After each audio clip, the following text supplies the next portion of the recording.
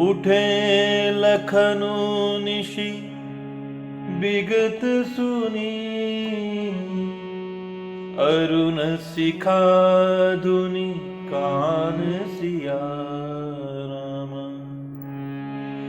गुरु ते पहिले ही जगत पति राम, जागे राम सुजान सिया राम। जय सिया राम जय जय सिया राम, जय सिया राम जय जय सिया राम। सकल सोच करि जाई नहाए, नित्य निबाहि मुनि सिर नाए। समय जानी गुर आय सुपाई, लेन प्रसून चले दो भाई। भूप बागुबर देखे उजाई, जह बसंत ऋतु रही लोभाई। लागे बिटप मनोहर नाना, बरन बरन बर बेली बिताना। रात्रि के बीत जाने पर सर्वप्रथम मुर्गे के शब्द को सुनकर के लक्ष्मण जी महाराज जागे। उनके बाद श्री रघुनाथ जी महाराज अपने गुरु के जागने से पहले ही जाग करके बैठे हो गए। अब सभी शौच क्रियाओं को निवृत्त होकर के स्नान किया, फिर संध्या और अग्निहोत्र आदि नित्य कर्म समाप्त करके उन्होंने अपने गुरु के श्री चरणों में प्रणाम किया और गुरु के पूजा का समय जान करके गुरु की आज्ञा प्राप्त करके दोनों भाई पूजा के निमित्त पुष्प लेने के लिए वहां से प्रस्थान करते हैं। तो जैसे ही पुष्प लेने के लिए आगे बढ़ते हैं, कुछ दूरी पर उन्हें राजा का सुंदर बगीचा दिखाई देता है, जहां वसंत ऋतु सुहावनी लग रही है। मन को लुभाने वाले अनेक वृक्ष लगे हुए हैं, रंग बिरंगी उत्तम लताओं के मंडप छाए हुए हैं। नव पल्लव फल सुमन सुहाए, निज संपत्ति सुर रूख लजाए। चातक कोकिल कीर चकोरा, कुजत बिहग नटत कल मोरा। मध्य बाग सरु सोह सुहावा, मनि सोपान विचित्र बनावा। विमल सलिलु सरसिज बहुरंगा, जल खग कूजत गुंजत भृंगा। जय सिया राम जय जय सिया राम, जय सिया राम जय जय सिया राम। जय सिया राम जय जय सिया राम, जय सिया राम जय जय सिया राम। वह सुंदर बगीचा नए नए पत्तों, फलों और फूलों से युक्त बड़ा ही लुभावना लगता है। उस बाग को देख करके कल्प वृक्ष को भी संकोच महसूस होता है, इतना सुंदर वह बाग है, जहां पर विभिन्न प्रकार के पक्षी, पपीहे, कोयल, तोते, चकोर अपनी मीठी मीठी आवाज से उसको गुंजायमान करते हैं और मयूर वहां पर नृत्य कर रहे हैं। बाग के बीचों बीच में एक सुंदर सरोवर है, जिसमें मणियों की सीढ़ियां विचित्र ढंग से लगी हुई है, जो बहुत आकर्षक लगती है। उस सरोवर का जल निर्मल है, अनेक रंगों के कमल उसमें खिले हुए हैं। जल के पक्षी उस सरोवर में कलरव कर रहे हैं, भ्रमर गुंजार कर रहे हैं। बाग और सरोवर की सुंदरता को देखकर रघुनाथ जी महाराज और लक्ष्मण जी बड़े प्रसन्न हुए।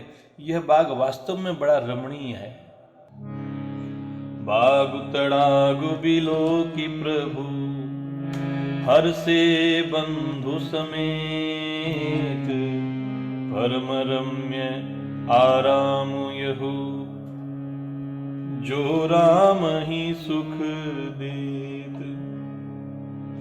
परम रम्य आराम यहु, जो राम ही सुख देत। ये बाग और सरोवर बड़ा ही रमणीय है, क्योंकि यह जगत को सुख देने वाले श्री रघुनाथ जी महाराज को सुख प्रदान कर रहा है।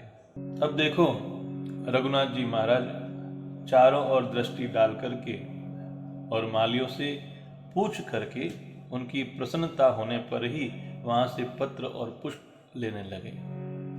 और उसी समय जगत जननी पराम्बा भक्ति स्वरूपा मां जानकी जी वहां पर आती है। बड़ा ही सुंदर और पावन दृश्य है और पावन चरित्र है, तो उनके साथ होने का प्रयास करना चाहिए। चाहे तो अपने मन को किसी वृक्ष का पत्ता बना लें, वहाँ की घास बना लें, पपीहा बना लें, कोयल बना लें और वहाँ पर पहुँचने का प्रयास करें।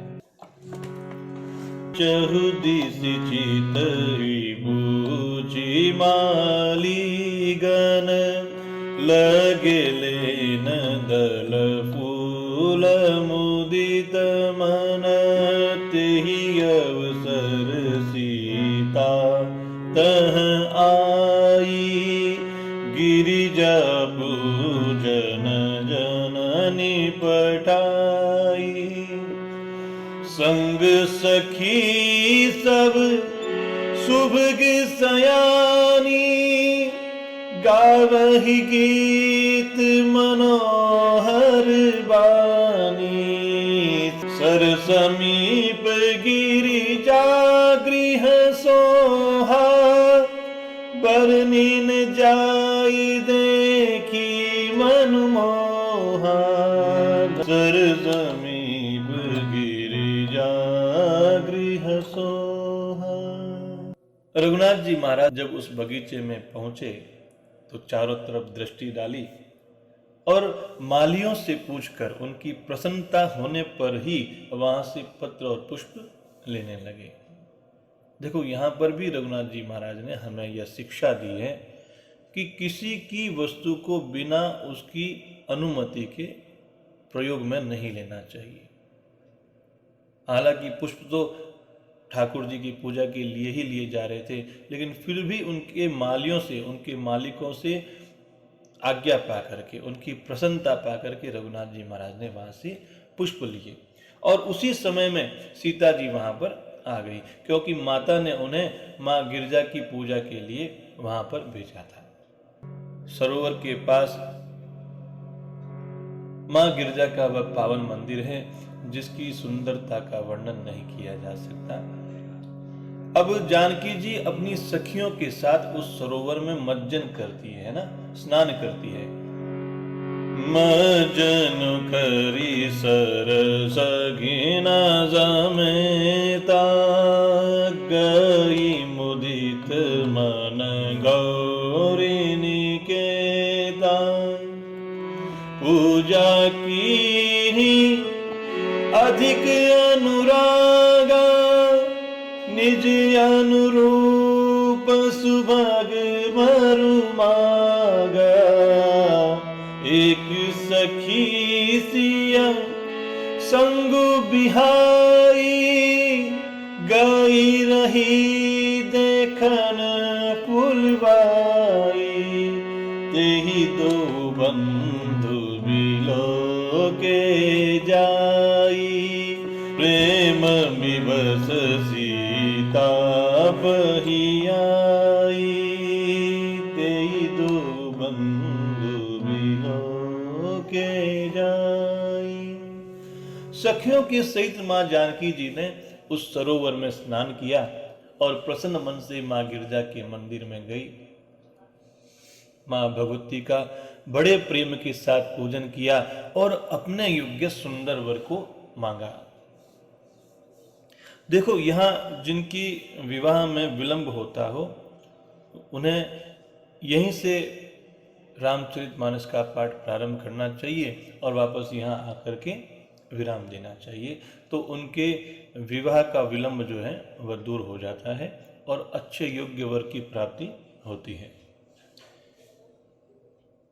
तो उन्होंने माँ गिरिजा का पूजन किया और अपने योग्य सुंदर वर मांगा। एक सखी सीता जी का साथ छोड़ करके उस बगीचे में फुलवारी देखने के लिए चली गई। उसने जाकर के वहां दोनों भाइयों को देखा और प्रेम से विवल होकर के सीता जी के पास आई। देखो अब यहां पर विलक्षणता भरी हुई है। पहले भी बताया था भक्ति में संबंध होना जरूरी है ना। तो यहाँ पर जो प्रेम है वह विलक्षण प्रेम है, कामना और वासना का प्रेम नहीं, त्याग और समर्पण का प्रेम है। सभी लोग माँ जानकी को अपनी सखी, अपनी बहन, अपनी अनुजा, अपनी पुत्री, अपनी पोत्री ऐसे भाव से देखते हैं। ये सखियां हम उम्र की होने पर भी जब रघुनाथ जी महाराज को देखा तो उनके मन में क्या भाव आए, अरे यह तो मेरी जानकी के योग्य वर हैं। उनका खुद का मन उनकी तरफ आकृष्ट नहीं हुआ। वैसे ऐसा होता है कि सुंदरता को देख के व्यक्ति आकृष्ट हो जाता है, मन में अलग भाव आ जाते हैं, लेकिन यह सखियां रघुनाथ जी महाराज के सुंदर स्वरूप को देख करके ऐसा मन में सोचती है कि यह रघुनाथ जी महाराज के लायक वर हैं। तेई दो बंधु बिलो के जाई और प्रेम विबस सीता पही आई। प्रेम के वशीभूत होकर के सीता जी के पास आई और क्या कहती है, तासु दशा देखी सखीन पुलक गात जलु नयन, कहु कारनु निज हर्ष कर पूछ ही सब मृदुवैन। अब सखियों ने उसकी ऐसी दशा देखी कि उसका शरीर पुलकित हो रहा है, नेत्रों में जल भरा हुआ है। सभी कोमल वाणी से पूछने लगी कि भाई अपनी प्रसन्नता का कारण हमें तो बताओ।